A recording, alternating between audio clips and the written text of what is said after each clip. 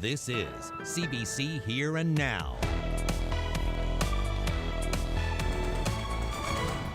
Well, we're going to see a big jump in temperatures and then a big dip in the temperatures this weekend. The multi-million-dollar cyclotron that Eastern Health installed almost 3 years ago is close to being fully operational. Coming up on Here and Now. Good evening and welcome to Here and Now. I'm Carolyn Stokes. And I'm Anthony Germain. We start tonight with a health update. The province has confirmed 3 new cases of COVID-19 today.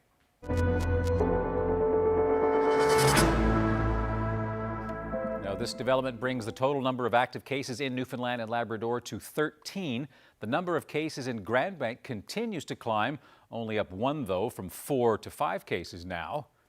One of today's new cases, a woman in the Eastern Health region, over 70 years of age. She too lives at Blue Crest Cottages in Grand Bank.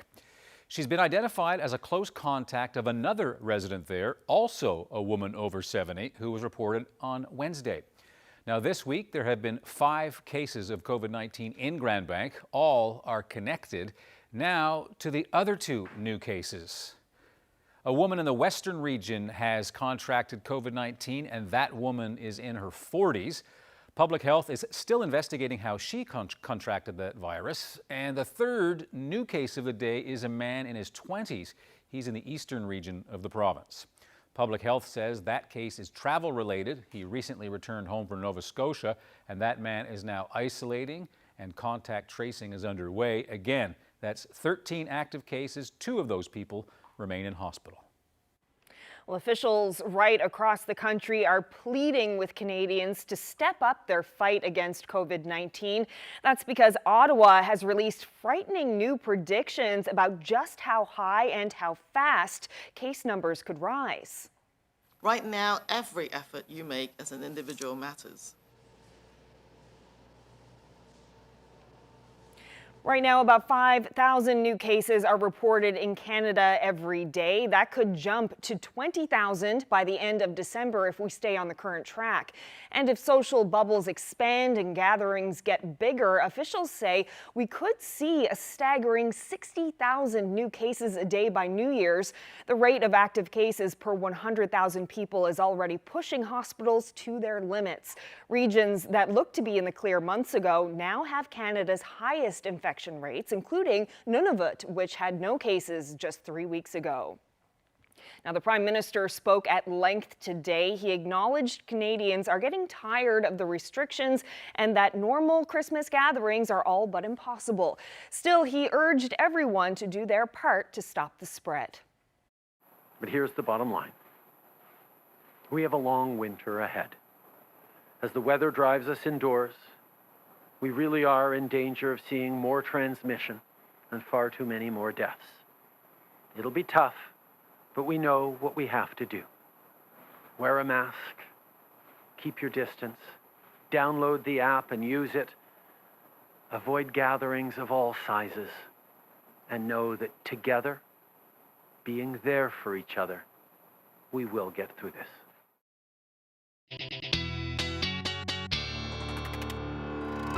I wanted to share this photo with you. A beautiful shot this morning in St. John's. It was a gray mainly in the afternoon. You know, temperatures have been sitting around the 5-6 degree mark. It's been feeling warm with that sunshine, but today with those cooler temperature or 5 degree temperatures and that rain, and it felt pretty chilly out there. Feeling pretty cold across the board. 3 degrees in Corner Brook, -5 in Happy Valley Goose Bay this afternoon. We do have lots of rain moving through. It's starting to end on the west coast. Some flurries in the higher elevations. That will continue to track further east as we head through the night tonight. You see those warmer temperatures to the south of us? That's what's headed our way as we head towards the weekend, but a big drop in those temperatures. Just take a look at the trend for St. John's. Back up to 11 degrees by the time Tuesday rolls around, but I'll have all those details coming up. Thanks, Ashley. RCMP and Hopedale are investigating a sudden death that happened in the Northern Labrador community yesterday. Police say a 37-year-old man is dead, and they haven't revealed any of the circumstances around his death, but police do say the chief medical examiner is now on the case. Well, Well, a Happy Valley Goose Bay man, meanwhile, is facing drug trafficking and gun charges. Police pulled the 45-year-old over on Thursday afternoon, arrested him, and brought him into custody. And then yesterday, officers used a search warrant to get inside a house and vehicle. This is what their search turned up: cocaine, cash, vehicles, firearms, ammunition, and drug paraphernalia that police say are all consistent with drug dealing. The accused appeared in court today. He's been released on a number of conditions. Well, it's been a long time coming, but Eastern Health says it will soon begin operating state-of-the-art equipment that promises to improve care for many patients. Here now's Mark Quinn reports. This is the cyclotron. It's a multi-million-dollar piece of a system that creates radiopharmaceuticals for diagnostic testing with this, a PET scanner that was also unveiled 3 years ago. It was lowered into a concrete bunker because it will soon be highly radioactive.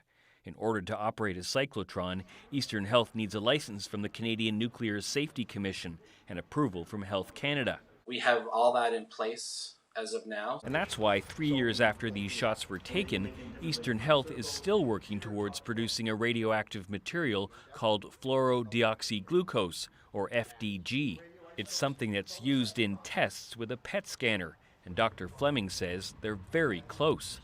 It will take us some time to ramp up our supply from here until we're not reliant at all anymore on outside FDG. It's a lot of work, but here's why it's being done. Anywhere from 30 to 50% of cancer patients will have their management altered by the use of this technology, which is a staggering number. I mean, it changes people from being surgically treated versus chemotherapy or one form of chemotherapy to another. So it's a definite advantage and a significant change in how we manage these patients. Patients have been getting PET scans here for the last 3 years, but Eastern Health has had to ship FDG in from other parts of the country.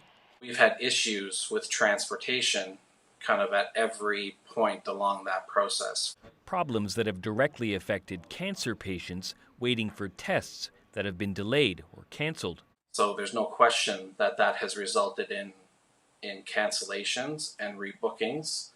Dr. Fleming expects those problems will be much less frequent when Eastern Health starts producing its own FDG sometime in 2021. Mark Quinn, CBC News, St. John's. Well, NASDAQ's $3.6 billion acquisition of Verafin is especially good news for the place where the company got its start. 17 years ago, the company was born through entrepreneurship programs at Memorial University's Genesis Center. Well, NASDAQ says it's going to work closely with the university to increase scholarships and fellowships, as well as expand co-op programs to help grow the talent pool as well as Verafin's employment base. They're also investing $1 million in the Genesis Center, something that its CEO calls an inspiration for companies and entrepreneurs who are currently in their program. They now know that it can be done here. They can attract the names of the likes of NASDAQ from right here in Newfoundland and Labrador, and they can bring in deals as significant as Verafin's was yesterday. So huge boost of confidence for every entrepreneur in this ecosystem. And we'll have more on this story in about 20 minutes. A program designed to help take the sting out of home renovation costs has had so much interest it's getting a top-up. Government calls its home rebate program a success. It supports various projects while also stimulating the economy. C's Hare reports. Announced in June, the $30 million program saw 12,000 applications. Half showed up days before the August deadline, much more than expected. Under the program, people get a 25% rebate on what they spend on home renos, up to $10,000. It's for work on their main residence, and it covers a lot. Things like shingles, siding, sheds, additions, septic systems, kitchen and bathroom and basement renovations, too. The $10,000 cap also applies to new home construction. Because so many people came forward in the last couple of days of the program, and because we had to go through the process of pre-approval, we wanted to make sure we had ample money there, so we've just increased the money available. And as we get, we don't know at this point, but probably in the $34-35 million range. Cody says currently there are 100 department employees processing the applications. Most pre-approvals are done and will be out in the mail soon, and for some who already have completed the work, payments have started. It's about 3,000 people who have submitted for rebate, and over 1,000 have received their rebate. So about 1/3 have received their rebate to date, and 2/3 are in process. But they're in process to be provided a check as quickly as possible. Cody feels the program worked, good for the economy while helping families. Cease here, CBC News, St. John's. Many Dominion grocery stores in the province reopened today. They were closed for almost 3 months after 1,400 workers at 11 stores in the province went on strike at the end of August. The workers, represented by Unifor, were on the picket line for 12 weeks. Last week, the workers ratified their new 4-year contract after what was called a final offer from Loblaw. The workers received an additional 35 cents an hour, increasing to $1.35 in year 4 of that contract. The new deal also included a signing bonus and 22 more full-time jobs. The workers went on strike after the company ended a $2 an hour increase for essential workers and because of the decision to reduce the number of full-time jobs.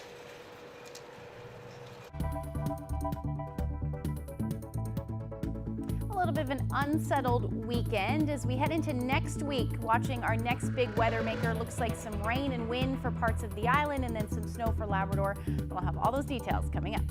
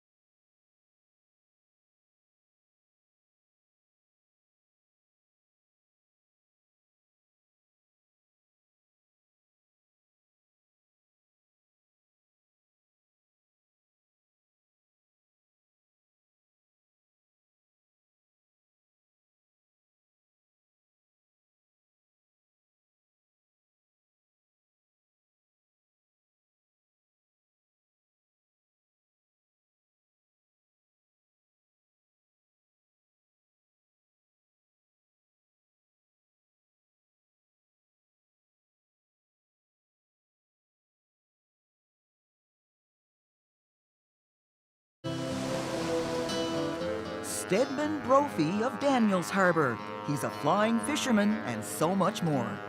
The next of our archival specials, Sunday at noon and Monday at 7.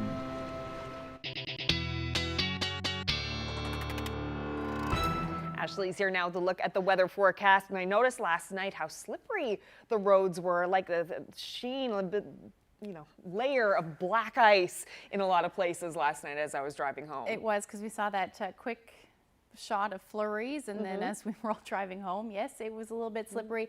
I guess there's that, period where we need to adjust. Once our driving habits, for sure. Because we're getting to that point now. It's, we're seeing these warm days and then cold days and then warm days and then cold days.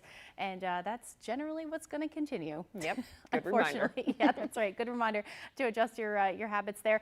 Today was just a wet, chilly day across the board. 5 degrees in St. John's, 7 in Burgeo, same thing for Marystown. So that's where some of the warmer air was, 6 in Port aux Basques. But those temperatures still well below zero up in Labrador. -5 was the afternoon high in Mcgrath today. Now, I showed you this earlier, but some of that warmer air down to the south of us is going to make its way towards the island as we head through tomorrow, bringing some of that warmer air with it. And as we head through the night tonight, the showers that are happening and flurries will taper off for the most part over the evening hours, and are going to stick around, though, unfortunately, for eastern portions of the island.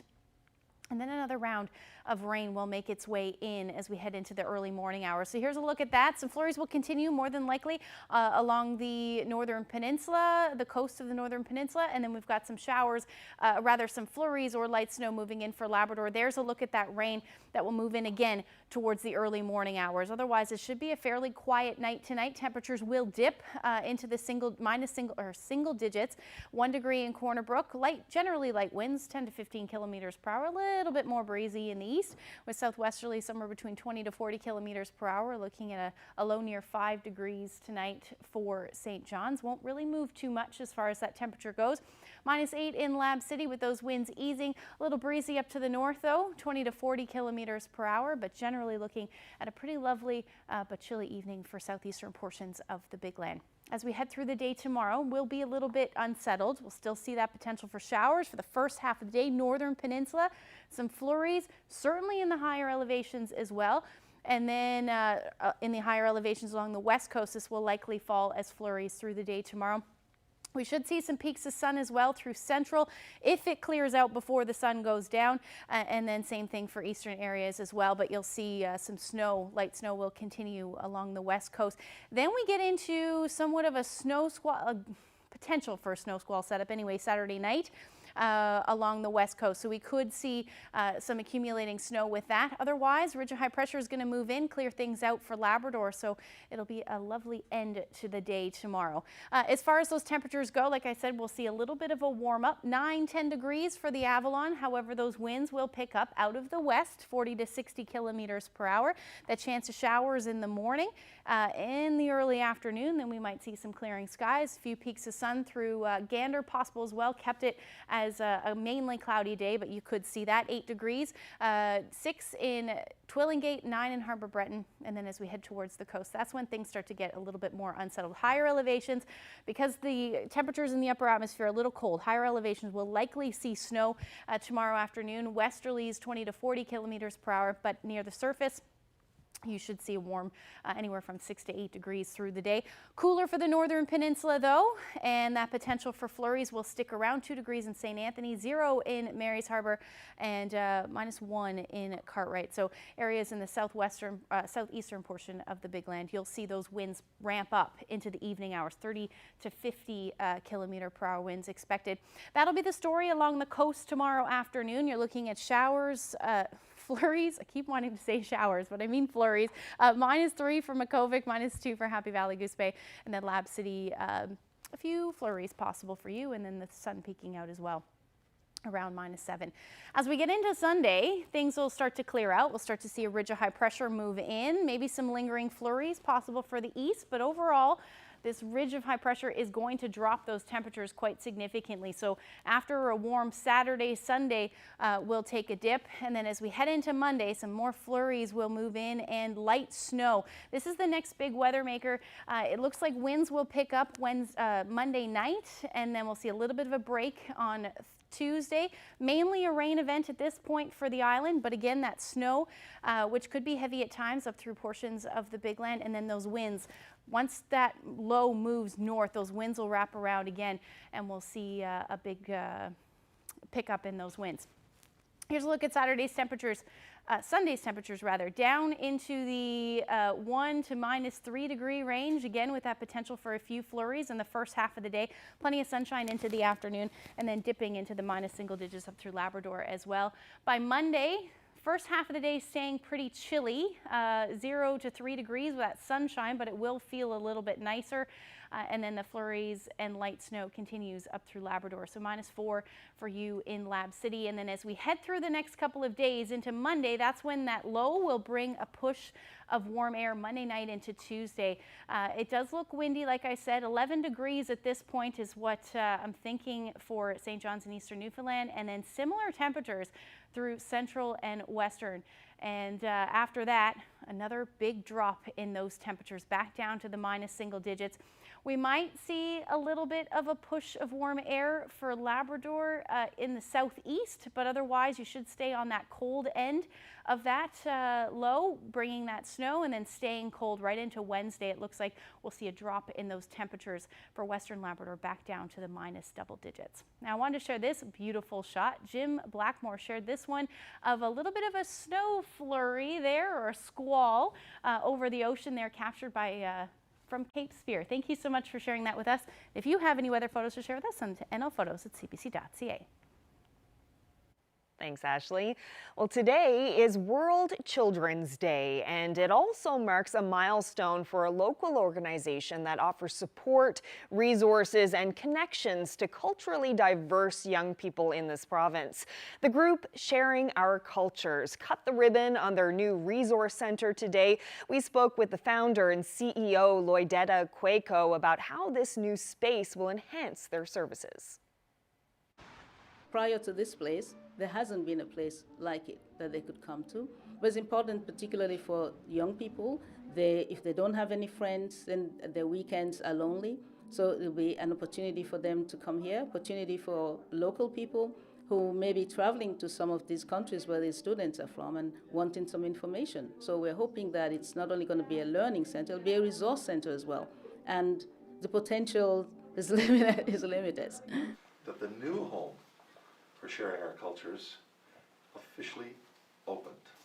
They usually feel out of place and sometimes alienated in the classroom, especially if they couldn't understand what the teachers or their classmates are saying. So by coming to Sharing Our Cultures, they get an opportunity to meet other students who are probably facing the same challenges, but also they get to develop friendships with them. They have a place where they can interact and feel that others can understand them.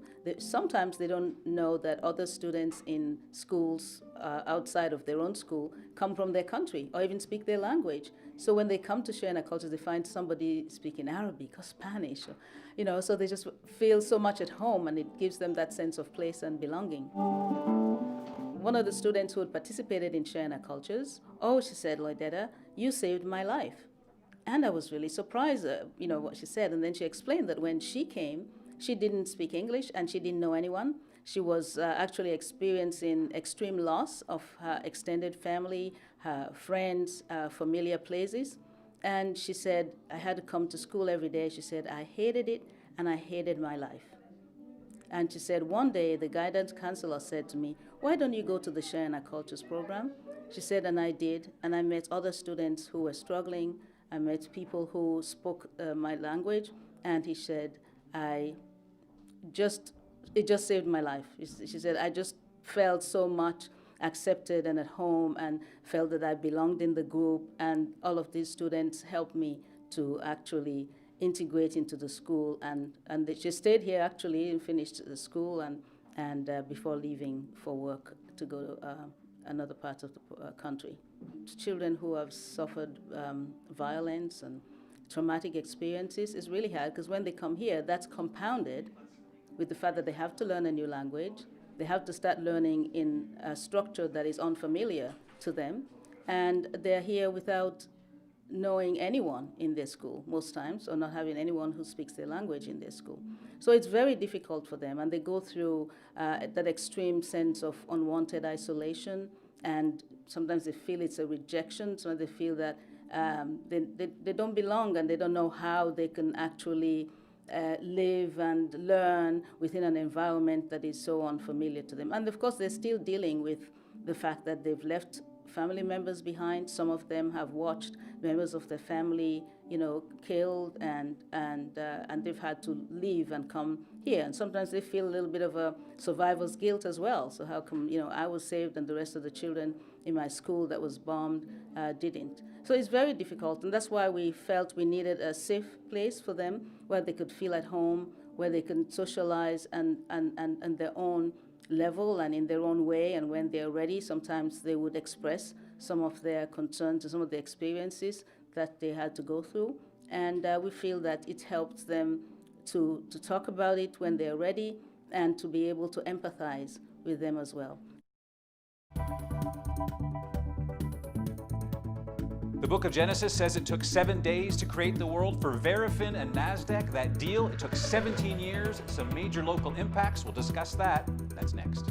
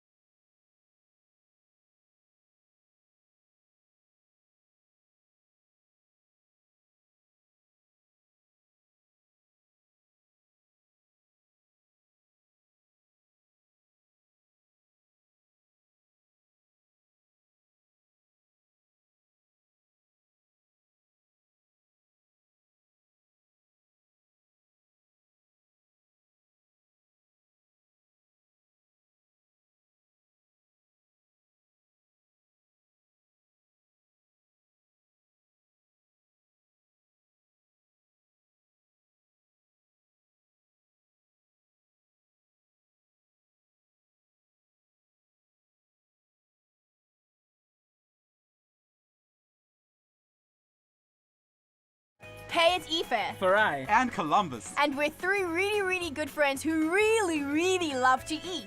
Join us as we put our taste buds to the test and discover the amazing food around St. John's. We ordered the same dish at 3 places and then we vote for our favorite. Let's get stuffed!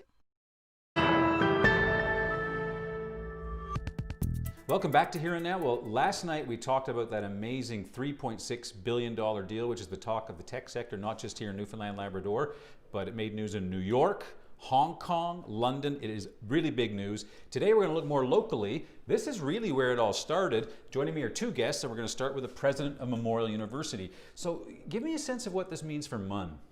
Well, what this means for MUN is that it highlights the value of MUN to the community and to the entrepreneurs in the province, because it was through Memorial that Verafin began. So Michelle, give me a sense of the beginnings of this, the genesis of it all. Absolutely. So Verafin started with us in 2003 as a result of an alumnus from the university coming with the idea and money. And we worked with them for 3 years in our incubation program Enterprise. We provided them with market intelligence services, with funding, with an advisory board program services, and a suite of other services. The founders of the company were actually already in the enterprise program running another company before they started Verafin. It was an automation company for underground mining. How happy were you yesterday? I was very ecstatic yesterday. For sure. Are you still thinking about it a lot today? Oh, definitely. The announcement yesterday of the acquisition of Verafin by NASDAQ was perhaps the single largest business transaction for tech that has happened in our province, perhaps even in our region of Atlantic Canada. What does this mean for the sector now as we sort of head to the future? Because my understanding is that NASDAQ actually gives Verafin really the keys to Europe and markets that it would be very difficult for Verafin to get to on its own. Yeah. And that's where the fit with NASDAQ comes in. What does this mean locally? It's huge locally. It means significant expansion of our tech ecosystem. Of course, NASDAQ is putting $1 million investment into Genesis, which is very exciting. It was very exciting to see NASDAQ, in their news release yesterday mention Verafin. They are expanding the talent pipeline at Memorial University, and we're very excited about that as well. Verafin themselves are very philanthropic. They will be providing and continuing to provide support to charities and the community sector. So this is a deal I think that we will see a ripple effect of for decades to come. All right, so your ripple is $1 million, but there's also scholarships that will be significant to students, maybe the Verafin entrepreneurs of the future. Maybe you could tell us a bit about the scholarship side of the announcement. So my understanding is that there is money for scholarships, money for expanded co-op programs, which is critical for our young people to have that work experience, work as they learn, and also money for MyTax, which is an internship program. So all of those 3 together really help the university do what it does so very well, which is help students graduate work ready and entrepreneurially minded. How do you feel, and I guess I'll wind down the interview with this, how do you feel about the fact that we've had so much bad news? I mean, we're living in a pandemic. We had to get you to get your masks off before we started the interview. I got to stay 6 feet away with this fishing pole. We haven't had a lot of good news. How did you feel about the fact we actually have something to really celebrate for a change? Well, there's so much to celebrate in this announcement. One, that it's so significant, and I'm going to say for Canada as a whole.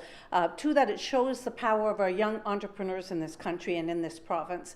And 3, it also shows the value of a university and how a university is so important for the economic health of a province and of this country.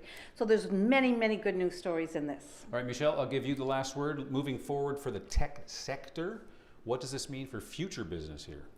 Yesterday's announcement was a major boost of inspiration for the companies that are behind this wall here and many of the other companies in our ecosystem. They now know that it can be done here. They can attract the names of the likes of NASDAQ from right here in Newfoundland and Labrador, and they can bring in deals as significant as Verafin's was yesterday. So huge boost of confidence for every entrepreneur in this ecosystem.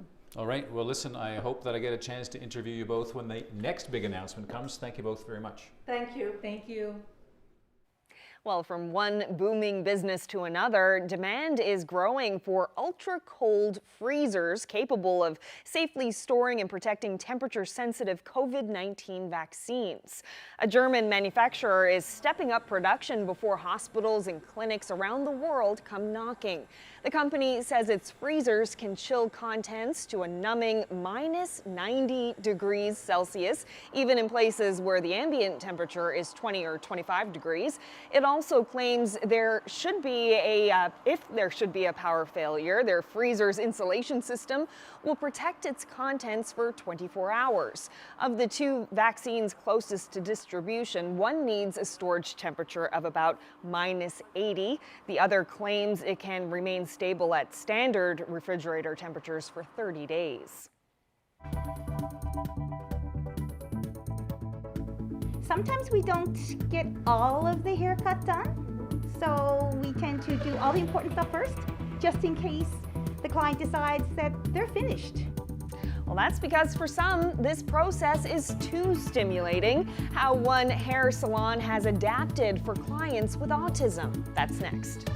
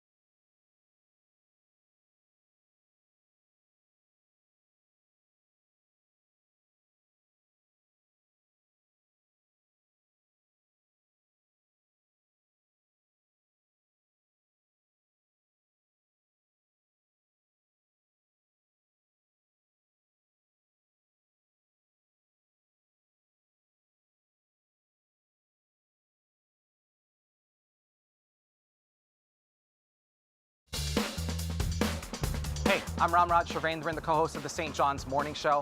I want to let you know about a series we've been working on here at CBC NL. It's called NL in Color.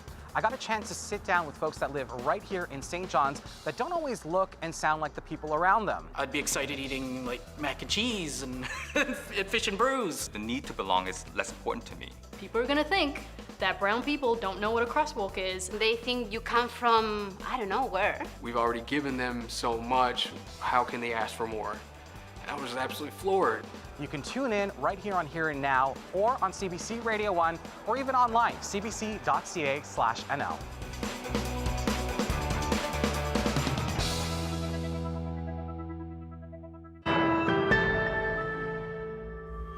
Well, for some people living with autism, the stimuli of everyday life can be really difficult to absorb or cope with. Simply going to a haircut and get a haircut rather can be a scary experience. Yeah, for sure. St. John's Salon is trying to cater to those with different needs by offering sensory-friendly haircuts.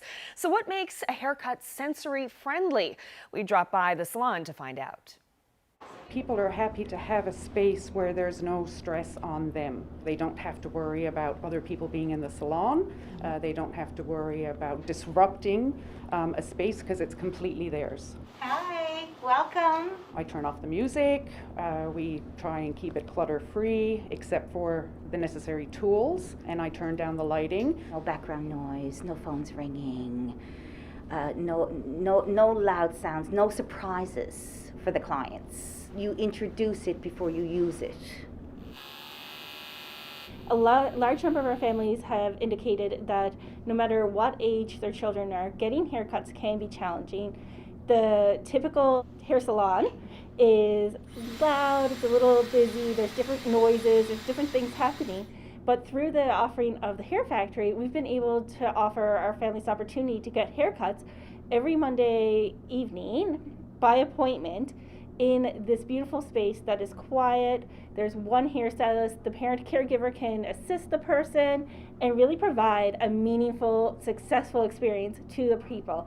You can imagine yourself if every 6 to 8 weeks you had to go through an experience that you found very challenging, and then all of a sudden you came into an environment that was so supportive and so inclusive. How much anxiety relief that would be, not only for you as the person, but also as the family as a whole. All the staff have taken part in autism awareness sessions, and ASNL has attended a number of the first haircuts to make sure everybody was comfortable. I've had a young boy, and he's coming in next week for his 3rd visit. The first visit, he was just in to be introduced to the space, and his dad took pictures of me and pictures of the salon and pictures of the scissors and pictures of the clippers to introduce him, and then he went. We weren't doing anything at that day, and then he came back. This is a social story, and it's time for a haircut, so it just introduces the child to the space and to the steps, and we'll encourage them to touch things, the clippers and the water bottles and towels and everything that's needed along the way. So if this was done beforehand, then they would know exactly what would happen when they were here. It is unbelievable the number of tears, happy tears that happen in this room.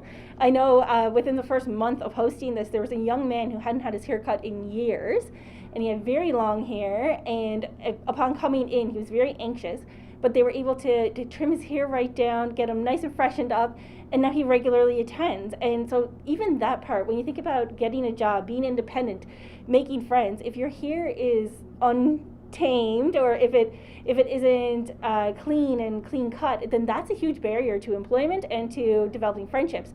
So what the stylists here do is really they're breaking down barriers. For our younger families, it reduces that anxiety in the parents so much, and they're so proud their children are able to get really cool, stylish haircuts in a way that's supporting their needs, and it also makes them more successful in new environments. Because they have a successful, supportive environment here, their ability to bring that success and to build that confidence into a new environment, it multiplies. It's amazing. One of the other things that the Hair Factory created was the Hair Factory Family Fund. So what that enables us to do is break down barriers for families accessing services. There is a long wait list for services such as speech language pathology, occupational therapy, accessing a therapist and counseling. However, there are private services that are able to be accessed, but those cost money. So the Hair Factory Fund is in place to knock down those barriers. So we are able to support families in accessing those services if they need them, and through using that fund. So it is actually making a long-lasting impact on the people of Newfoundland and Labrador.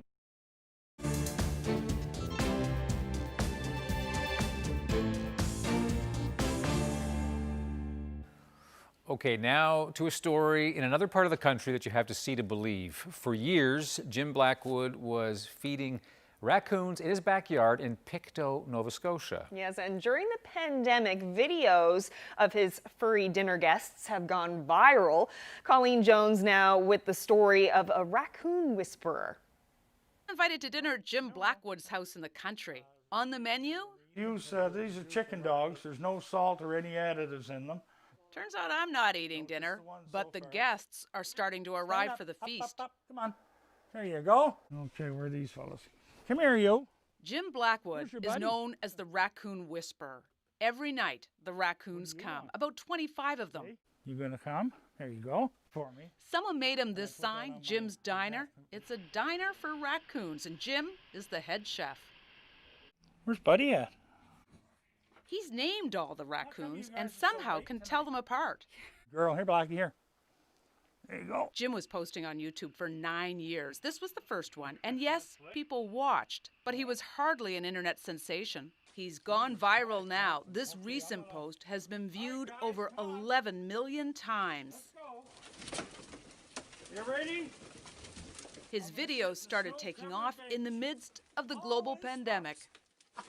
Oh my God! Since the COVID, it started coming alive in July. This started quite by accident, with a mother and her baby showing up. It grew to things like this, orphaned baby raccoons after their mother was hit by a car. That's Jim nursing them every 3 hours. He did releases back into the wild, but darn it, those raccoons kept returning to Jim's Diner and the porch. The animals who come here, like they got no mother. And the Raccoon Whisperer doesn't recommend that you try this at home. He believes wildlife should stay wild. Oh no, I don't recommend it. This is an unusual thing that's happened to me, and I hope someday that they don't show up, It was Jim's wife Jane who started the raccoon feeding. When she died in 2003, she made him promise he wouldn't abandon feeding her rescues. What are you doing? I'm going to hide it in my hand. Where is it? But I didn't know it was going to go this far. Now it's getting kind of tedious because, the emails, like 14 hours a day on the computer, this one I'm putting in now. I try to keep contact with everybody. How many emails a day do you get? About 3,000. Now, with 328,000 fans subscribing to his YouTube channel, the revenue from the ads is paying for the raccoon's grub, which runs $2,000 a month. This came from Pittsburgh.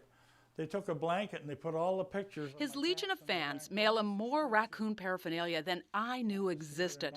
This T-shirt just arrived in the mail. There are paintings, statues, and stuffed singing raccoons.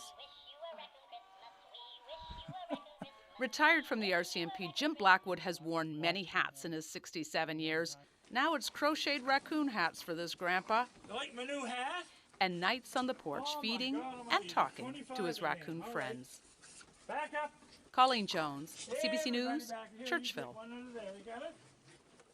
Take your cookie. Wow. Yeah, take your cookie. $2,000 a month to feed. Incredible. He's committed. He's devoted for sure. Well, we'll be right back after the break to find out who's celebrating birthdays and anniversaries.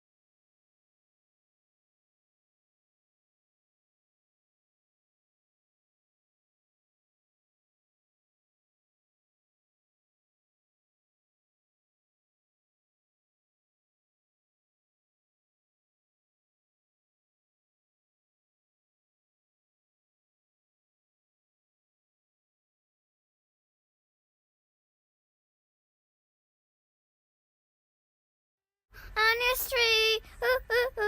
Calling all kids. We're looking to share your stories for our new segment, On Your Street. Interview your pet, show us how to make your favorite snack, or give us a tour of your favorite place. The options are endless. For all the details and to submit your video, head to cbc.ca/NL and click on the Community tab.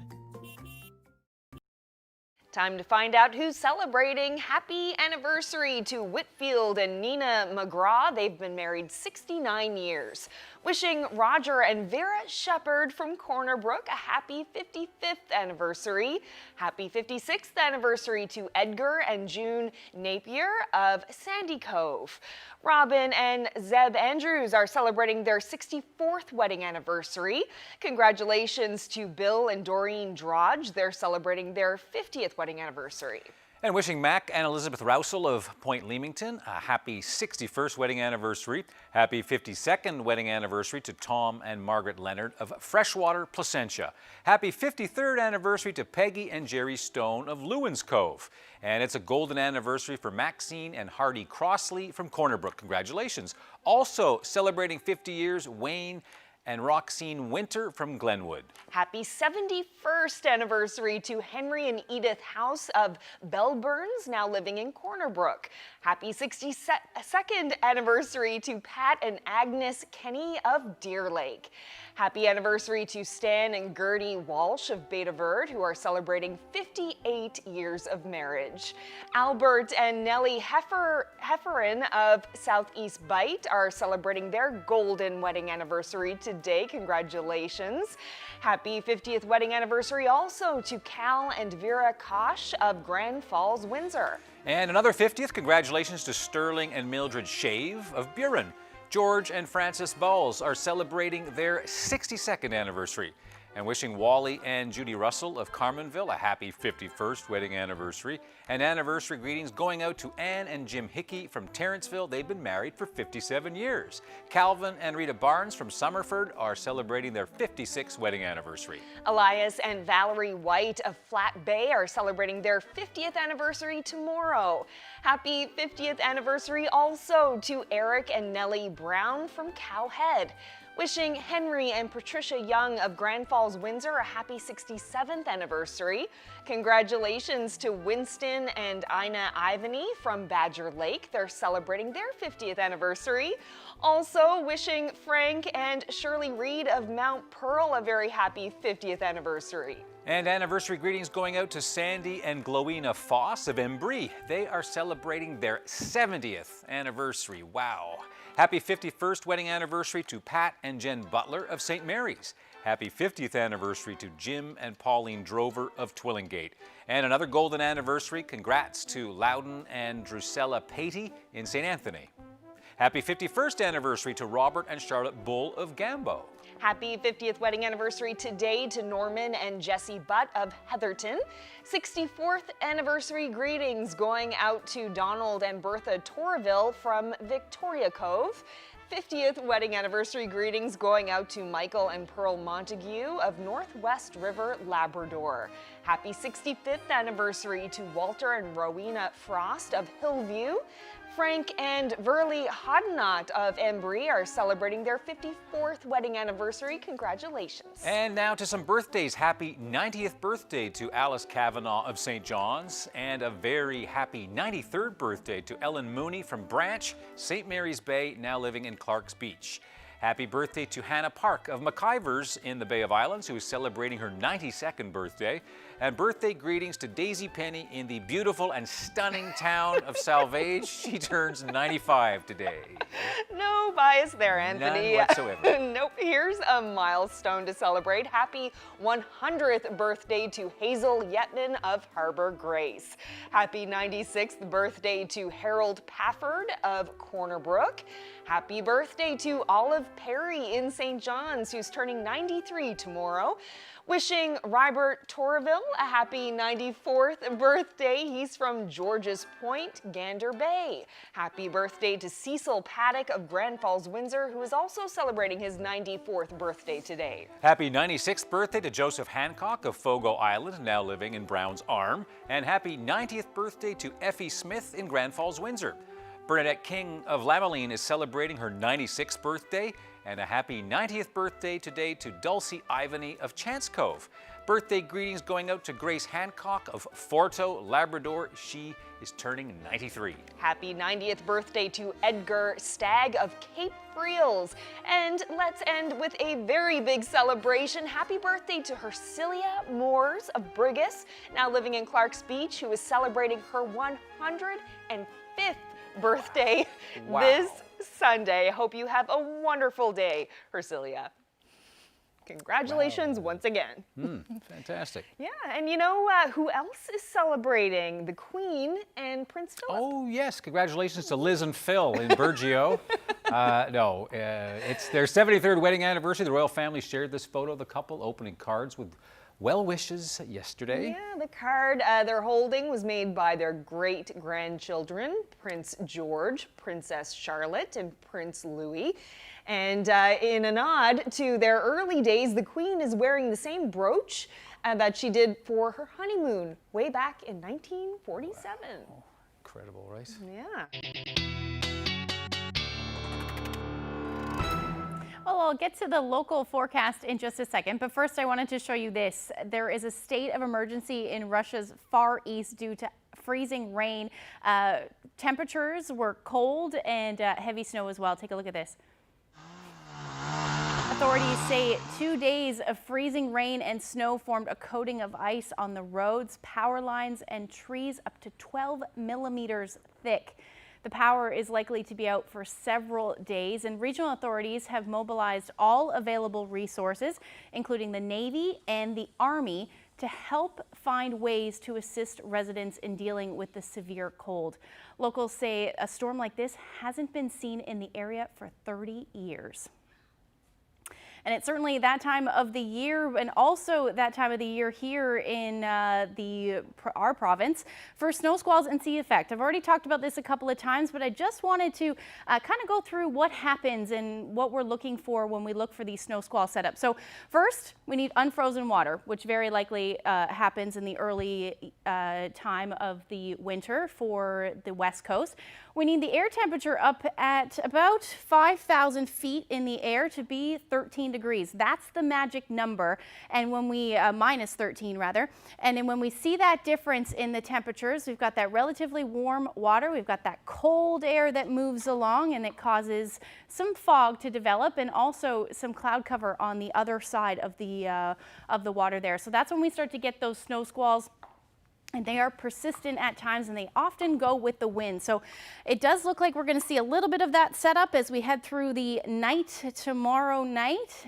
We could see a few centimeters of snow with that one, certainly for southwestern portions of the province. So we'll definitely keep an eye on that. Yep. Hope you took notes on the diagram. The quiz is on Monday. It is.